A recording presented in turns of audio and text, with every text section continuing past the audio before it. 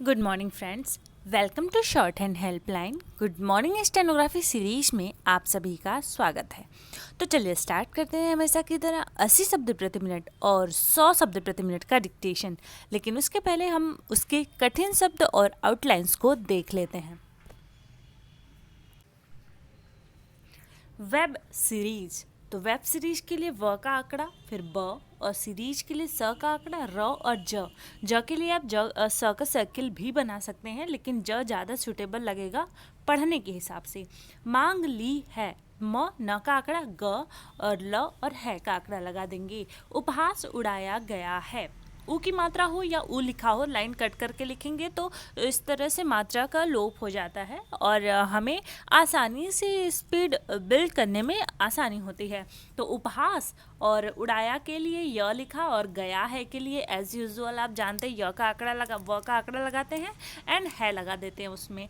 धारावाहिक, ध पे आ की मात्रा इसलिए लाइन के ऊपर लिखेंगे ताकि मात्रा न लगाना पड़े। धा, रा, व और ह और क। अब आप कहेंगे ध में र का आंकड़ा क्यों नहीं लगा सकते? अगर हम ध में र का आंकड़ा लगाएंगे तो ध के बाद व लगाने में परेशानी होगी और आपकी स्पीड इंक्रीज होने के बजाय कम हो जाएगी। तो डिपेंड करता है कि शॉर्ट हम बना सकते हैं शब्दों को कि नहीं बना सकते। जिस शब्द को नहीं बना सकते उसे उसमें उलझने की ज़रूरत नहीं है, उसके चक्कर में आपके बाकी के वर्ड्स छूट जाएंगे और स्पीड आपकी कम हो जाएगी। नेक्स्ट है करोड़ों भारतीयों, तो करोड़ों के कम रखा आंकड़ा न और भारत लिख दिया हमने एंड बहुवचन के लिए आप सब जानते हैं लास्ट में डॉट लगा देते हैं, तो ये हो गया करोड़ों भारतीयों। भाषा भाषाइयों, तो ये कूट वाले शब्द हैं, कूट वाले शब्द में पहले को पूरा लिखते हैं, दूसरे से कट कर देते हैं। अब आप कहेंगे भ में भ कैसे कट करेंगे? तो उसके बगल में हम लिखेंगे, जरूरी नहीं है कि भ को भ से ही कट करें। नेक्स्ट है रचना धर्मिता, रचना र च और धर्मिता इसमें जोड़ दिया है। अश्लीलता, अश्लील अ श ल फिर ल और त। नेक्स्ट है लोकतांत्रिक मूल्य, तो ल पे ओ की मात्रा इसलिए लाइन पर लिखेंगे ताकि ओ की मात्रा हमें लिखने की आवश्यकता ना पड़े। त को बड़ा करेंगे तंत्र हो जाएगा, न का आंकड़ा क और इसमें मूल्य जोड़ देंगे। कला जगत, अगर आप चाहें तो कला लिख के जैसे कट कर सकते हैं, लेकिन और ज़्यादा अच्छे तरीके से डिफ्रेंशिएट हो सके ट्रांसलेट करते समय तो उसमें ज ग और त का आंकड़ा लगा दें। लोकप्रियता, तो लोकप्रियता ओ की मात्रा इसलिए लाइन पर लिखेंगे, प में र का आंकड़ा फिर त। ता अगर शब्द आता है, वर्ड आता है लास्ट में, तो हम केवल त लिखते हैं और उसे आ की मात्रा पड़ी जाती है, जैसे हठ धर्मिता, लोकप्रियता, मानवता। तो इस तरह से हम त लिखते हैं, मात्रा लगाने की आवश्यकता नहीं पड़ती है।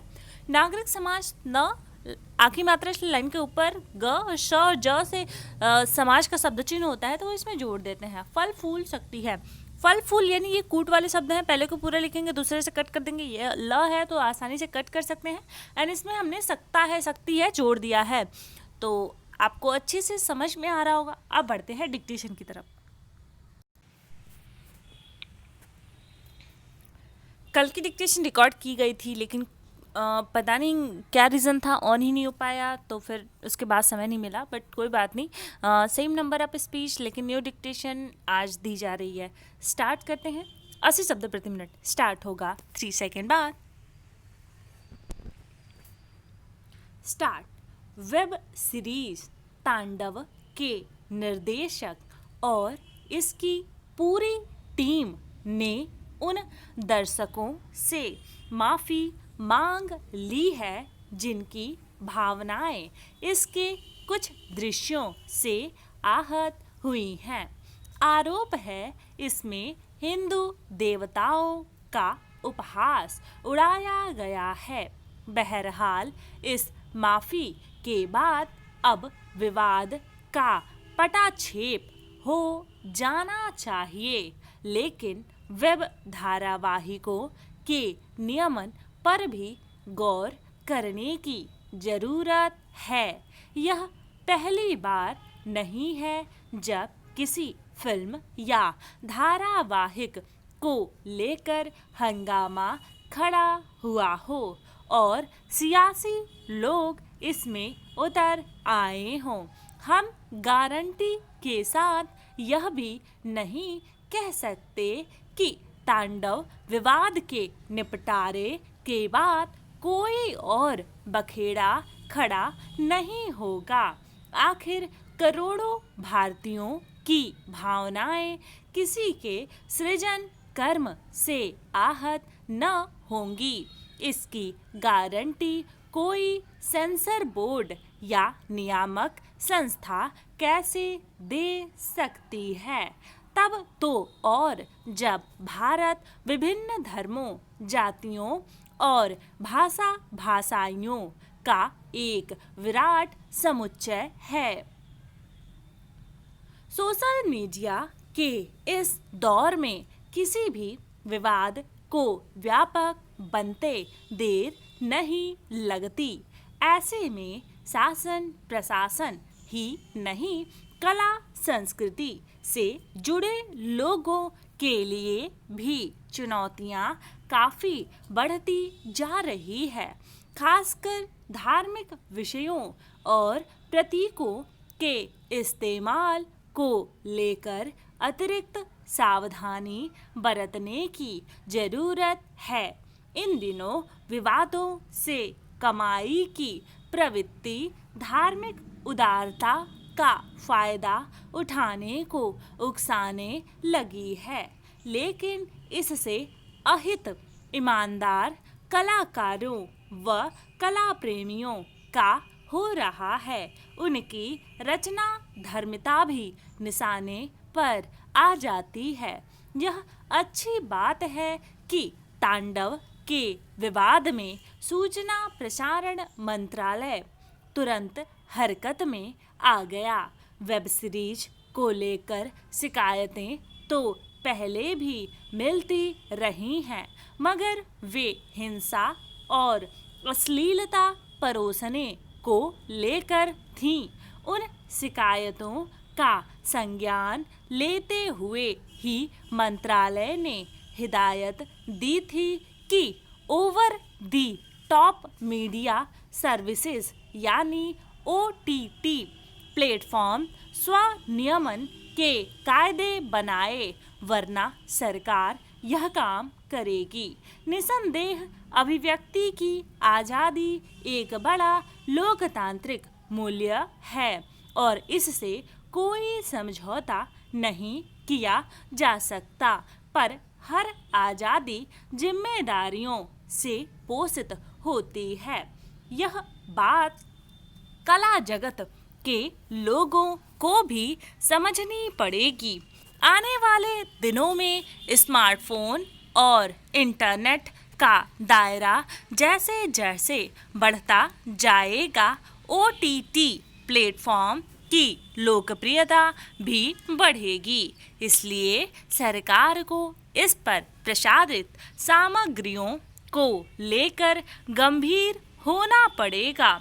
इसी तरह हर एक सफल लोकतंत्र अपने नागरिकों से भी कुछ अपेक्षाएं रखता है।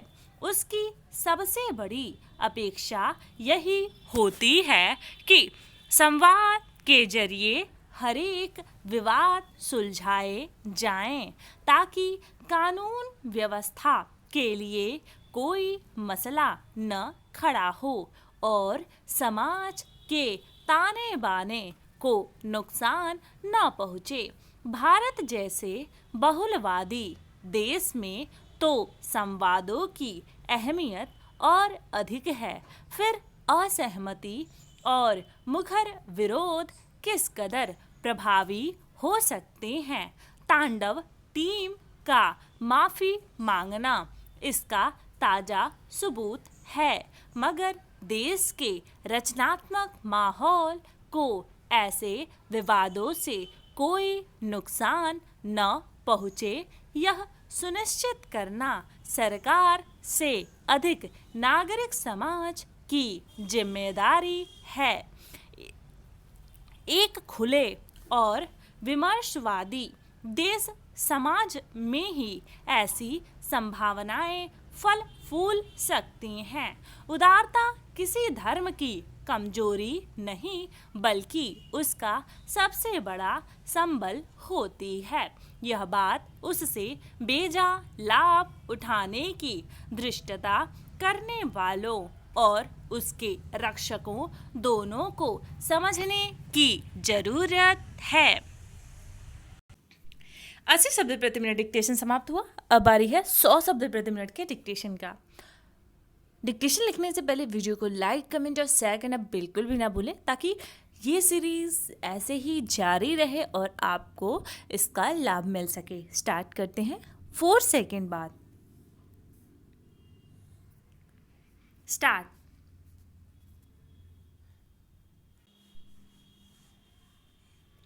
वेब सीरीज तांडव के निर्देशक और इसकी पूरी टीम ने उन दर्शकों से माफ़ी मांग ली है जिनकी भावनाएं इसके कुछ दृश्यों से आहत हुई हैं। आरोप है इसमें हिंदू देवताओं का उपहास उड़ाया गया है। बहरहाल इस माफ़ी के बाद अब विवाद का पटाक्षेप हो जाना चाहिए, लेकिन वेब धारावाहिकों के नियमन पर भी गौर करने की जरूरत है। यह पहली बार नहीं है जब किसी फिल्म या धारावाहिक को लेकर हंगामा खड़ा हुआ हो और सियासी लोग इसमें उतर आए हों। हम गारंटी के साथ यह भी नहीं कह सकते कि तांडव विवाद के निपटारे के बाद कोई और बखेड़ा खड़ा नहीं होगा। आखिर करोड़ों भारतीयों की भावनाएं किसी के सृजन कर्म से आहत न होंगी, इसकी गारंटी कोई सेंसर बोर्ड या नियामक संस्था कैसे दे सकती है? तब तो और जब भारत विभिन्न धर्मों, जातियों और भाषा भाषियों का एक विराट समुच्चय है। सोशल मीडिया के इस दौर में किसी भी विवाद को व्यापक बनते देर नहीं लगती। ऐसे में शासन प्रशासन ही नहीं, कला संस्कृति से जुड़े लोगों के लिए भी चुनौतियां काफ़ी बढ़ती जा रही हैं। खासकर धार्मिक विषयों और प्रतीकों के इस्तेमाल को लेकर अतिरिक्त सावधानी बरतने की जरूरत है। इन दिनों विवादों से कमाई की प्रवृत्ति धार्मिक उदारता का फायदा उठाने को उकसाने लगी है, लेकिन इससे अहित ईमानदार कलाकारों व कला प्रेमियों का हो रहा है। उनकी रचनाधर्मिता भी निशाने पर आ जाती है। यह अच्छी बात है कि तांडव के विवाद में सूचना प्रसारण मंत्रालय तुरंत हरकत में आ गया।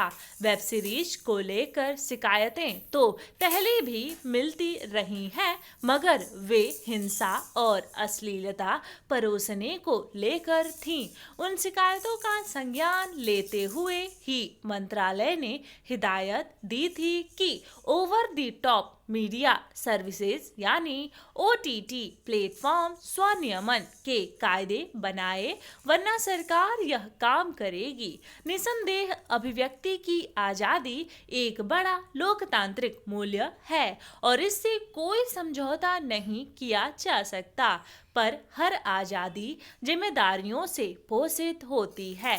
यह बात कला जगत के लोगों को भी समझनी पड़ेगी।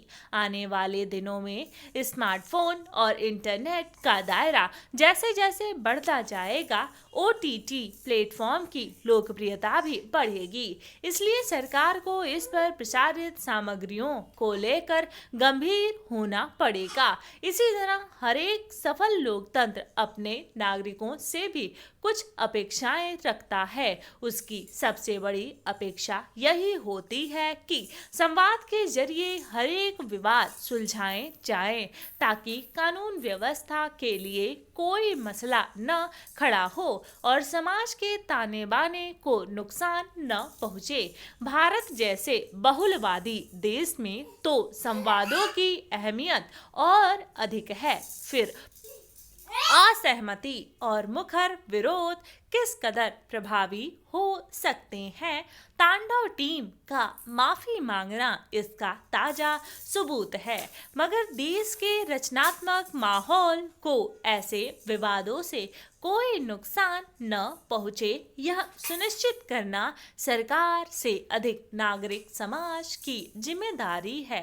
एक खुले और विमर्शवादी देश समाज में ही ऐसी संभावनाएं फल फूल सकती हैं। उदारता किसी धर्म की कमजोरी नहीं बल्कि उसका सबसे बड़ा संबल होती है। यह बात उससे बेजा लाभ उठाने की धृष्टता करने वालों और उसके रक्षकों दोनों को समझने की जरूरत है। डिक्टेशन समाप्त हुआ। मिलते हैं नेक्स्ट वीडियो में। टिल देन अपना ख्याल रखिए और अगर आपकी कुछ क्वेरीज हैं, कोई क्वेश्चन है तो हमें इंस्टाग्राम पर फॉलो करिए। सबकी लिंक डिस्क्रिप्शन बॉक्स में दी गई है, आप वहाँ चेक कर सकते हैं। और अगर आप टेलीग्राम ग्रुप को ज्वाइन नहीं किए हैं तो आप ज्वाइन कर सकते हैं। ज्वाइन करने के लिए आपको स्टेनो हेल्पलाइन सर्च करना है, फिर वहाँ से अपने आप ज्वाइन कर सकते हैं। मिलते हैं नेक्स्ट वीडियो में। टिल देन अपना ख्याल रखिए। धन्यवाद।